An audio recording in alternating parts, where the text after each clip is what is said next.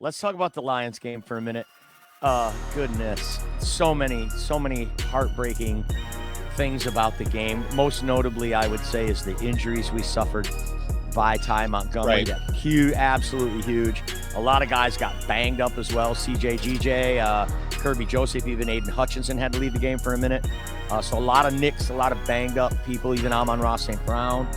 Goodness. The streak is over for Jared Goff, who throws a pick six after finishing third in NFL history for the longest streak without an interception. It was a good run, Jared. Kudos to you for that, but it's over now. He did get hit as he was throwing the ball, but Jared Goff put it squarely on his own shoulders that he short-armed the throw. So it's really a bummer. Like I said, the injury is the most disheartening thing. I don't want to point to the refs and say blame anybody, because who knows what would have happened, but do better. Holding call on the final play of the game, Russ, Ray Charles could see that should have been called. Well, but we're not going to be in the business on this program to blame the refs, but I can say this. I can say, refs, do better. You need to do better. You need to do better. I'm not, like I said, we're not going to blame the referees, because here's what it comes down to. You had 2 turnovers. You turned the ball over in your own red zone, and you gave the other team 6 points. So that's the reason you lost the game. Anytime that you lose the turnover battle, 2-0 or whatever it was. We had 3, but 1 was meaningless, but yeah. If you lose the turnover battle, you're going to lose most of the time in the NFL. Most of the games in the NFL end in less than a 1 score.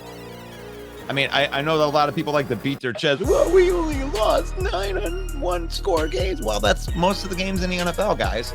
If you lose by more than 1 score, you're getting your ass kicked.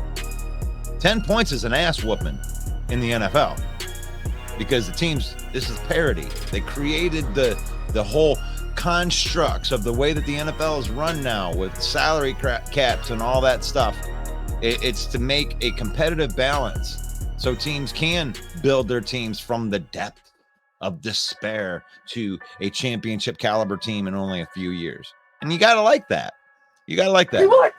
And they lost the game. My take on it is it's a game. A lot of people expected them to be 0-2 out of the gate and still win 12 games, because to go up against the Super Bowl champions, ex-Super Bowl champions on the road, and then to take on a playoff caliber team in Seattle as your first 2 games, to come out 1-1, however that looks. If you want to look in the rearview mirror, it's not the worst place in the world to be. You got some injuries.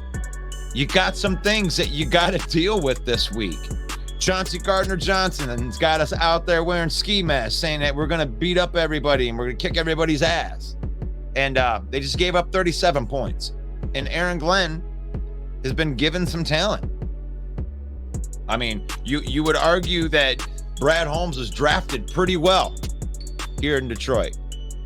So that's a question I throw out to Lions fans and trolls too. If you just want to say that Aaron Glenn sucks and they should have gotten rid of him, you want to troll, that's fine. You have that right. What is your concern level as a Lion fan? This is the question I have for you. What is your concern level on Aaron Glenn and this defense?